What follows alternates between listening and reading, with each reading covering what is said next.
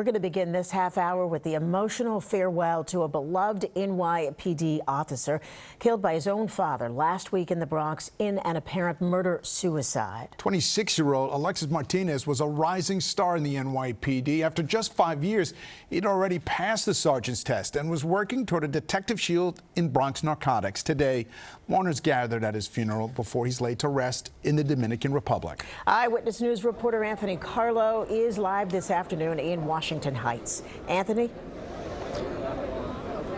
Well, it's such a sad story, and you're right. He never got to achieve that detective shield. But if you talk to people who knew Officer Martinez, they say he loved baseball, he loved his Dominican roots, and he loved law enforcement, but he loved people the most. And if you ask people about him, well, they loved his smile the most, and that's exactly what is on this program today at his funeral service in Washington Heights. And you bet it was an emotional one. Family members stood outside of the church, and they sobbed as the hearse, led by a police motorcade, arrived. The flag-draped casket carried by his brothers and sisters in blue, and loved ones all wearing white T-shirts.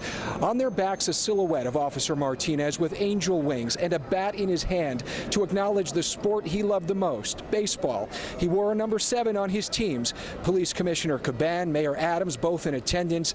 Adams, during his remarks, saying the tragedy has him feeling lost as the mayor of New York. Officer Alexis Martinez, just 26 years old, killed while off duty last week in a suspected murder-suicide involving his own father, who suffered from mental health issues.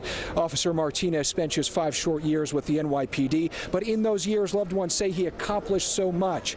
Most recently in Bronx narcotics, where he was on track to become a detective, something he dreamed about. He was always smiling. He did anything for anybody.